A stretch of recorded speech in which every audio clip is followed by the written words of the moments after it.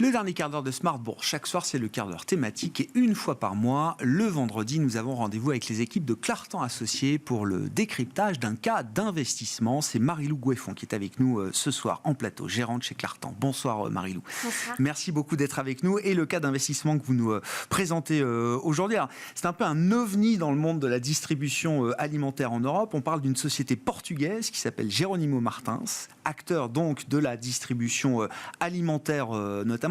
Je dis ovni parce que l'actualité du secteur de la distribution en France est assez douloureuse en ce moment. Le cas Casino, évidemment, occupe l'actualité et les esprits. Et là, on est à l'extrême inverse puisqu'on parle d'une valeur dont le cours de bourse déjà est au plus haut historique. C'est ce que j'ai regardé parce que je ne connaissais pas Jerónimo Martins justement. Et donc, j'ai vu que le cours de bourse était au plus haut historique. Vous allez nous expliquer pourquoi, Marie-Lou. Mais qu'est-ce qu'il faut savoir de Jerónimo Martins et de son histoire peut-être ? Alors en effet, on va parler d'un secteur qui fait la une de l'actualité, celui de la distribution alimentaire, mais cette fois, je vous propose de l'aborder sous un angle plus positif avec Jerónimo Martins. Alors c'est une vraie pépite européenne qui est pourtant peu connue et pourtant c'est un grand groupe dans la distribution alimentaire. Ils font 25 milliards d'euros de revenus dans 3 pays. Alors historiquement, le groupe a été fondé il y a 231 ans par un jeune entrepreneur du nom de Jerónimo Martins qui venait de Galice et qui a créé un premier magasin de taille modeste à Lisbonne. C'était en 1792 donc, et depuis l'histoire a continué, l'entreprise a conquis de nouveaux marchés dans une stratégie de nénuphar presque et rassemble aujourd'hui un réseau de 5400 magasins avec 130 000 collaborateurs. Donc le groupe va adresser les besoins, je dirais, quotidien de millions de consommateurs dans 3 pays. Le Portugal, qui est le marché historique, c'est 20% de l'activité. La Pologne, qu'ils ont commencé à développer à partir des années 90, qui s'est avérée devenir la locomotive de la croissance et de la rentabilité. C'est aujourd'hui plus de 70% des ventes du groupe. Et puis la Colombie, nouvel espace de croissance où ils ont exporté leur modèle à partir de 2013 et cela avec une bonne vision stratégique et une qualité d'exécution de telle sorte que désormais c'est déjà 1000 magasins en Colombie. Autant je comprends pour un groupe portugais dans la péninsule ibérique de regarder l'Amérique latine, donc je comprends tout à fait l'idée de la Colombie. Qu'est-ce qui les a amenés en Pologne avant même le continent latino-américain? Ils ont fait précisément une revue stratégique concurrentielle et ils se sont rendus compte que l'Espagne, par exemple, était déjà bien maillée par certains acteurs historiques comme Mercadona, alors que la Pologne présentait beaucoup d'intérêt démographique en termes de croissance également du PIB. Et puis, c'est tout simplement un pays très peuplé. La Pologne, c'est le 5e pays le plus peuplé en Europe. Bien sûr. Donc on parle d'une boîte de croissance quand même, dans le secteur de la distribution alimentaire. En effet, et c'est quasiment même un cas d'école de bonne gestion, parce qu'en plus d'avoir ce profil de croissance, sur la dernière décennie, la croissance du chiffre d'affaires de Jerónimo Martins, c'est 9% par an. Mais c'est aussi une société particulièrement rentable, avec environ 27% de retour sur capitaux employés avant impôt l'année dernière. C'est une entreprise qui a conquis un vrai leadership. On parle de 28% de part de marché en Pologne. Si on compare par rapport à la distribution en France, un Carrefour a environ 20% du marché, Leclerc à 22%. L'entreprise se démarque également par la qualité de son bilan. Et enfin, je dirais que par la nature de son activité, elle bénéficie d'une certaine récurrence. Donc, la combinaison de ces éléments, ça permet d'avoir un cas d'investissement assez rare. Oui. C'est quoi justement la recette de ce succès rare dans ce secteur de la distribution alimentaire ou généraliste, très concurrentiel, où on ne parle que de low cost, ou en tout cas de tirer les prix en permanence vers le bas, avec des marges qui sont toujours très fines, trop fines chez les grands acteurs européens. Comment ils en sont arrivés à se démarquer à ce point-là ? Alors, il y a 3 éléments principalement qui viennent les singulariser. Le premier point, c'est l'assortiment. C'est vraiment un facteur clé de succès dans cette industrie. Et donc, avoir un assortiment de qualité suffisamment moderne et varié. Et donc, proposer des produits de qualité tout simplement à un prix compétitif. Et de ce point de vue-là, Jerónimo Martins a su accompagner les évolutions démographiques et socio-économiques de leurs clients. Donc proposer quelque chose de plus moderne, de plus urbain, avec des produits frais, avec des aliments qui soient prêts à consommer ou de meilleure composition. Ça, c'est le premier point. En termes de positionnement, ce serait quoi une référence? Parce que moi, j'avoue que je ne suis jamais rentré dans un magasin Jeronimo Martins, ou alors peut-être sans le savoir, mais ce serait quoi le positionnement par rapport à une enseigne comme la nôtre? C'est pas tout à fait Monoprix, non, pas tout mais à fait. c'est pas du tout le low cost, hein, bien sûr. C'est plutôt discount quand même, notamment en Pologne, mais le format des magasins est plutôt petit. D'accord, urbain donc. Urbain, effectivement, en effet. De ce point de vue-là. Ça, c'était le premier facteur clé de succès. Alors le deuxième, bien sûr, c'est la tenue des coûts, c'est la compétitivité. Il faut voir que Jeronimo Martins est très soucieuse de ses approvisionnements. Donc on a 90% d'approvisionnement local. On a également une gestion au cordeau de la logistique et des centres de distribution.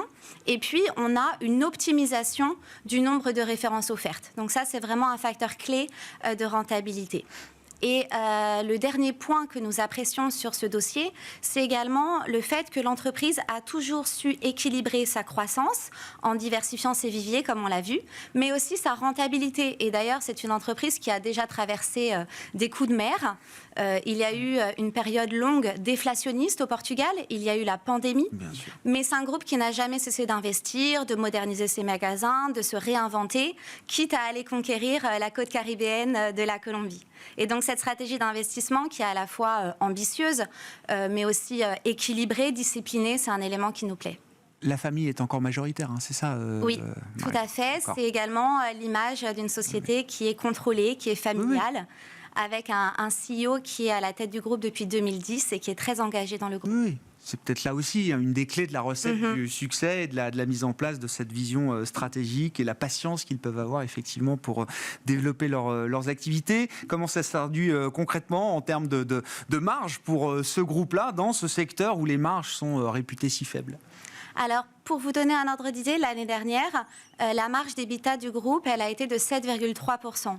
Donc c'est vraiment un niveau assez élevé par rapport à son secteur. Et il faut dire que le marché polonais est particulièrement rentable. Ils y font 85% de leurs résultats.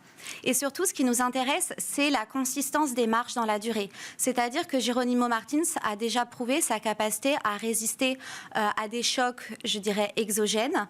Par exemple, la taxe sur la distribution en Pologne a été très bien gérée par le groupe. Donc au final, on voit que c'est une entreprise qui est bien gérée, qui sait alterner des phases d'investissement et des phases de retour sur cash flow, tout en préservant, et j'insiste là-dessus au regard de l'actualité, une très grande qualité de bilan.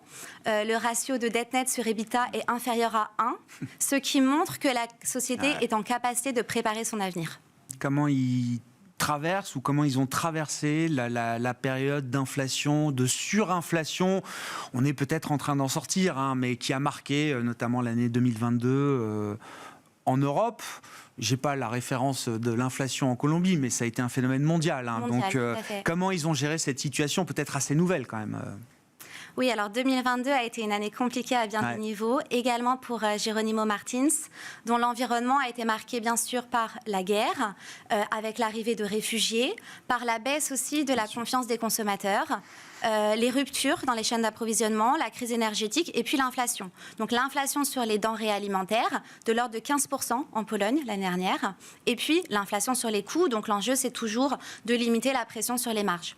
Eux, leur manière de s'adapter, ça a été de garder une ligne stratégique très concentrée sur la conservation de la préférence des clients. Donc investir sur la compétitivité prix, mais protéger les volumes. Et de fait, comme les volumes ont été au rendez-vous, ils ont bénéficié à plein de l'effet taille et du coup, la trajectoire de marge s'est avérée vraiment maîtrisée. Il faut souligner que quasiment 9 millions d'Ukrainiens sont arrivés en Pologne. Plus d'1 million sont restés sur le territoire. Donc cela explique des résultats de très bon niveau, supérieurs à 20% pour la croissance du chiffre d'affaires l'an dernier. En termes de gestion de la position chez Clartan, alors je crois savoir que c'est une darling, hein. C'est une valeur que historiquement, vous, Marie-Lou et Clartan Associés aiment bien depuis longtemps. En effet, Jeronimo Martins et Clartan Associés, c'est une histoire d'investissement de longue date. C'est un titre que nous apprécions dans notre univers d'investissement et dans lequel on a déjà été investisseur au tout début des années 2010 dans notre fonds Clartan Europe. Aujourd'hui, la capitalisation boursière de Jerónimo Martins, c'est déjà 15 milliards d'euros. Le titre figure dans notre fonds Clartan Ethos ESG, qui se concentre sur les actions cotées en Europe de petite et moyenne capitalisation, qui sont filtrées pour leur qualité extra-financière, donc les qualités environnementales, sociétales et de gouvernance. De fait, Jerónimo Martins est classé au tout premier rang par l'organisme international à but non lucratif CDP, le Carbon Disclosure Project. Donc ils ont la note maximale à la fois pour leur engagement dans le combat contre le changement climatique et également leur implication pour la déforestation. Donc de ce point de vue-là, c'est un dossier qu'on apprécie aussi parce que c'est une vraie partie prenante sur ces critères. Dans le fonds Clartan Ethos, on a initié la position il y a environ 3 ans, à un cours avoisinant 13 €. Depuis lors, le parcours de bourse a été robuste et le titre est d'ailleurs bien entouré en ce début d'année 2023. De l'ordre de 28% en termes de progression depuis le 1er janvier. Et de ce fait, la valorisation devient plus copieuse. Forcément. Oui, voilà. Ça doit se retrouver à un moment dans la valorisation, tous ces aspects positifs que vous décrivez. Oui. Le titre est maintenant valorisé environ 20 fois les résultats.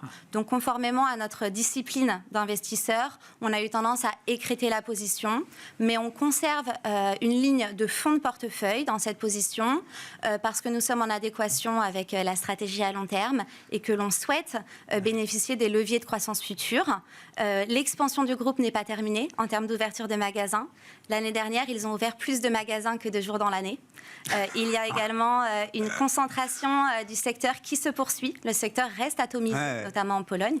Et puis l'expansion en Colombie. Et je dirais que les résultats du premier trimestre 2023 ont conforté cette grille d'analyse.